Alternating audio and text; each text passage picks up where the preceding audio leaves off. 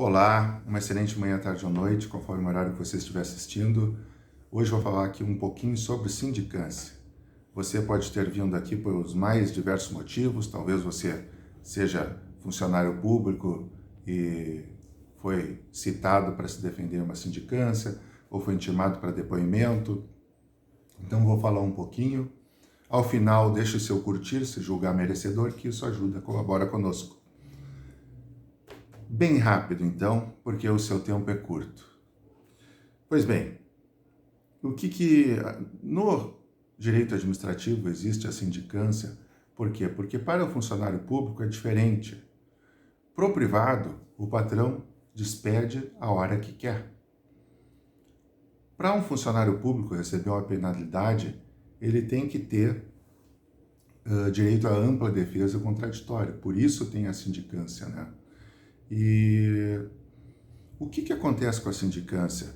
A sindicância ela pode ser de dois tipos principais. Se você foi intimado para depor numa sindicância, ainda não se assuste, porque a sindicância pode ser inquisitorial, investigativa, né? Ou pode ser punitiva. A sindicância investigativa, ela, como o próprio nome já diz, ela é para investigar algum fato, alguma suspeita de fatos, ou de fato, de vários fatos ou de um fato só.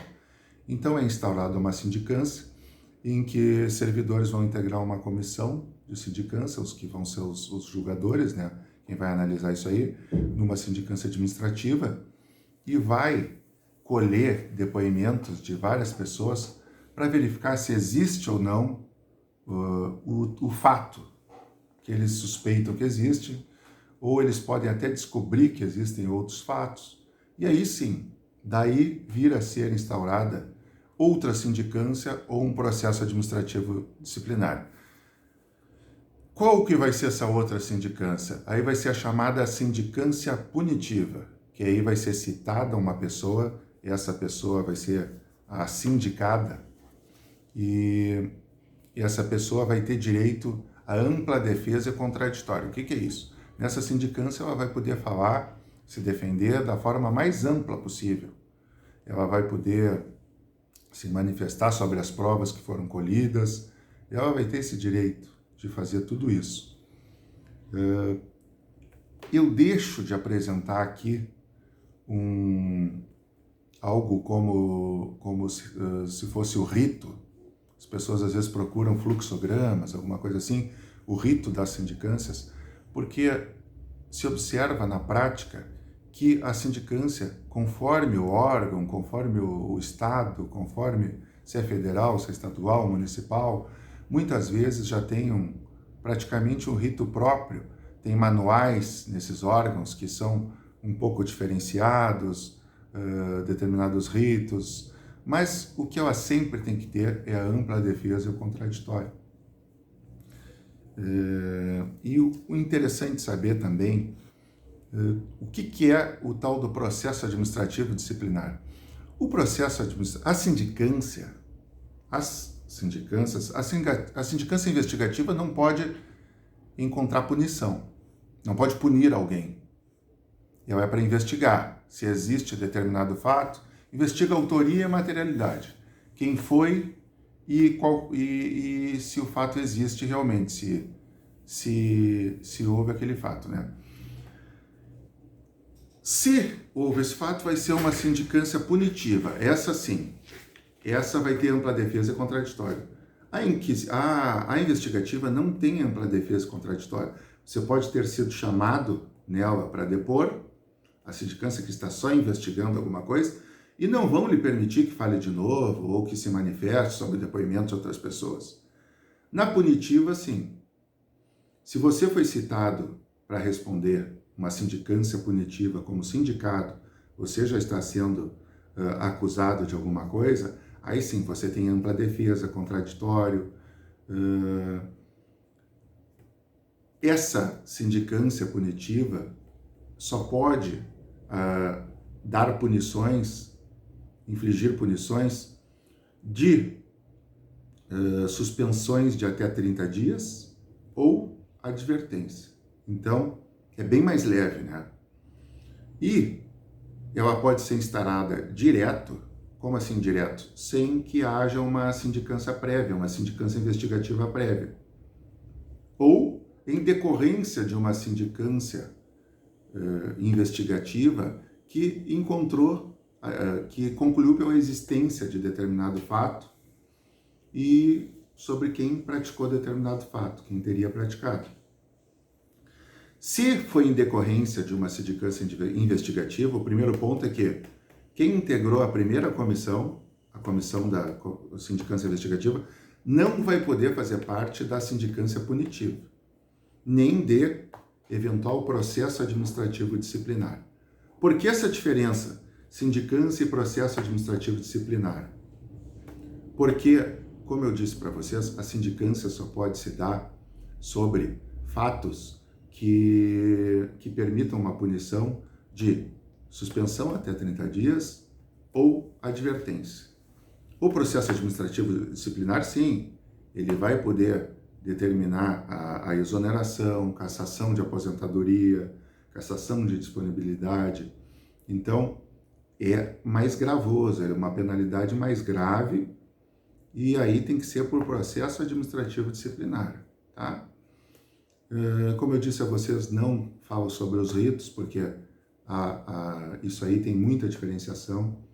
Tem ritos próprios em vários órgãos, dependendo do estado, se é federal, se é municipal, se é estadual. E, muito importante aqui, eu aconselho a todos que possam serem representados em uma sindicância por advogado. Por quê? Muitos vão dizer aqui, muita gente costuma dizer, isso não precisa de advogado. Perfeito. Não é obrigatória a presença de advogado numa sindicância, por exemplo.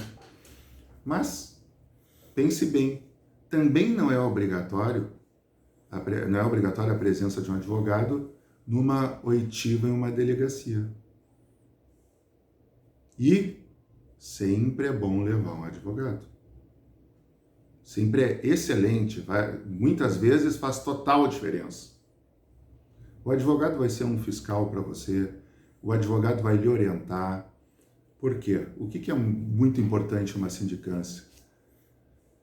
A sindicância, assim, você tem que falar pro sindicante, quando for ouvido, como se estivesse falando para alguém que não entenda nada do caso, quase. Que entenda o básico do direito administrativo. Por quê? Você já vai ter, você que está sendo acusado e que é inocente, tá? Você já tem tudo na cabeça. E você precisa transmitir esse tudo que você tem para o sindicante. Só que tem muitas coisas que você vai achar muito importante que não são. E o advogado vai te ajudar a fazer essa diferenciação.